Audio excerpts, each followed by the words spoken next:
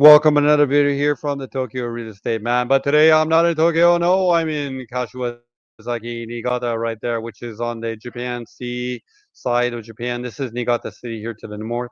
Here on the Shoto Minami Naname Kara, this is my wife's hometown in this area. See where that little snowy mountain area is? That's Tokamachi right there. And this is Kashiwazaki. I've actually been there about 10 years ago with my kids. We had a wonderful day on the beach there. It is actually a beach town.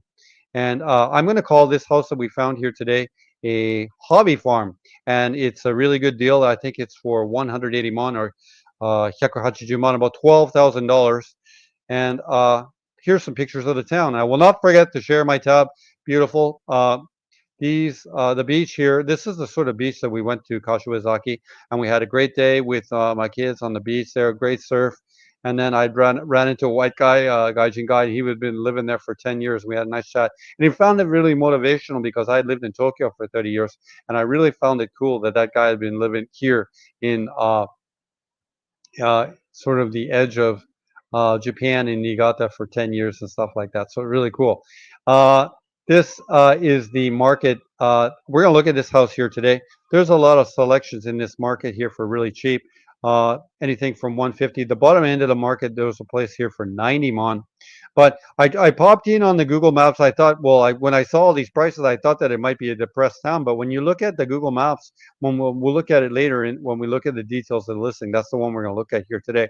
And then you'll see that there's a lot of new builds here in the neighborhood. So there's definitely demand. I think that there's this sort of old housing stock with the younger people. It's just not a popular thing. They want something newer.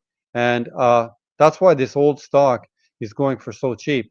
And this could kind of be a turnaround special, or you could just actually be good with it too, though. So, but when we looked into, as I said, when we looked into Google Maps earlier, uh, most of there was a lot of new sort of builds, so that's really indicative of demand, which kind of surprised me. Anyway, we'll share the tab here. This is the property we're looking at, 180 right there. We'll enlarge the pictures right there.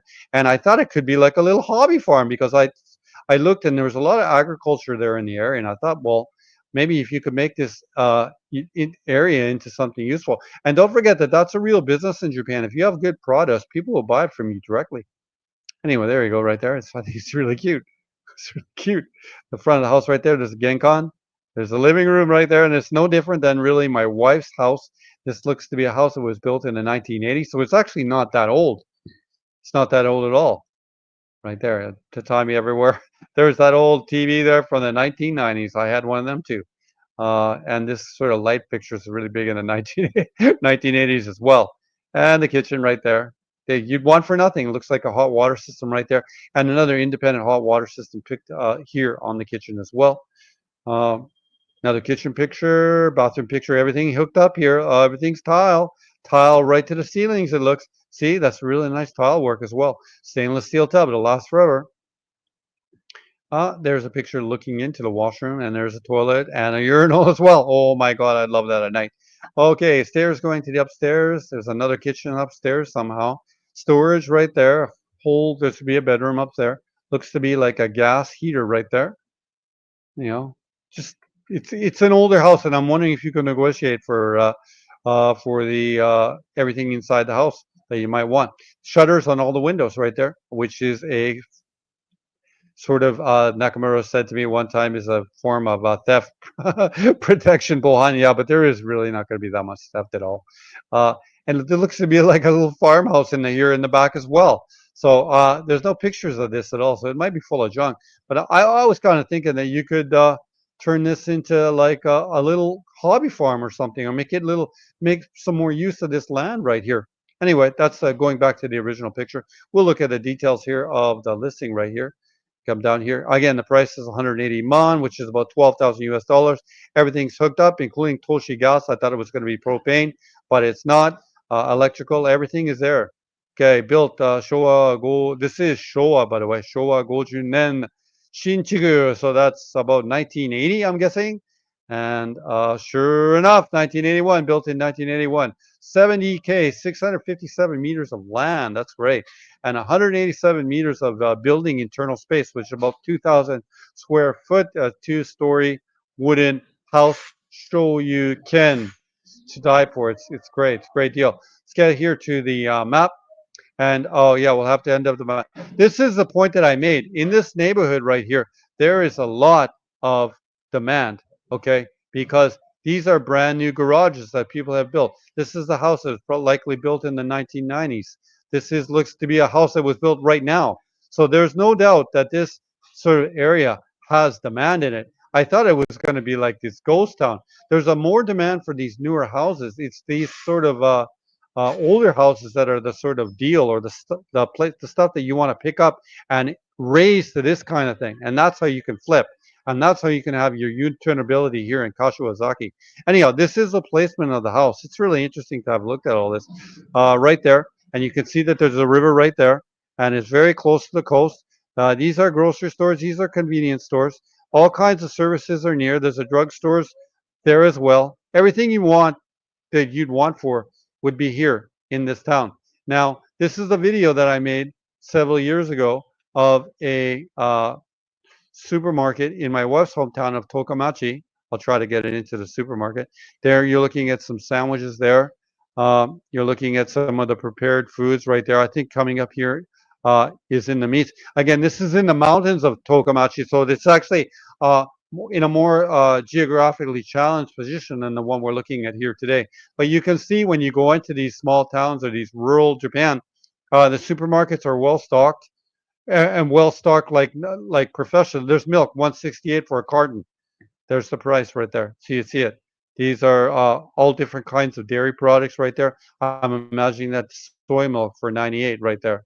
Or maybe that's the skim milk, excuse me. Probably skim milk doesn't really go for much. It's considered a junk product in Japan. That's the tonu or the soy milk right there. Different kinds of milks, of course. Look, everything's stocked. Everything's full. Okay, we'll move. So do these stocks, do these shelves look bare? They're not bare. Okay. Everything is there. Everything that you want in these sort of towns, they're there. I think at the end of the video, there was like a 100 yen store at the at one point. I'm not sure where I went where I went in this video right here, right now, or am I still in the grocery store? Yeah, I still might be in the grocery store.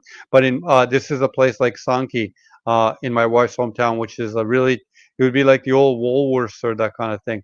Everything that you would want. Okay. There's also a 100 yen store here on the left here coming up. So that's the kind of when you go into these countryside towns, you think that they're not going to have everything, but you're wrong. They have everything, and they're all totally well stocked. And that's why I bring this video up always in the videos I do here. Looking at the price right here, this is basically $12,000. You can pick up a house like this for $12,000.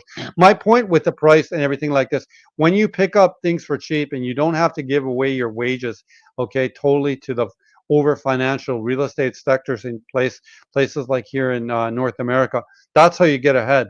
The fact that people are paying 25, 3,000, 4,000, 5,000 dollars a month in rent, or equally in terms of their mortgages, all their savings is escaping themselves and going really to the banking sector. That's why you got to make a move like this so you don't get behind the financial eight ball. Okay, if you're interested in properties like this one here uh, in Japan, you can always come here to my Instagram, the Tokyo Real Estate Man. I invite you to follow. Please follow. I got to get my count. It's only 2742. Failing that, you're welcome to come here to my website, Tokyo Real Estate Man website, as you can see up there. Tokyo Real Estate Man website, and there's a contact now box. But there's me and Nakamura in Yokohama. And failing that, if none of these are working, I have my regular email address up there as well. So yeah, thank you for taking the time to watch this channel. It's always a pleasure for me to make these videos. I really enjoy them. Another video here from the Tokyo Real Estate Man. この動画これから終わりです。失礼します。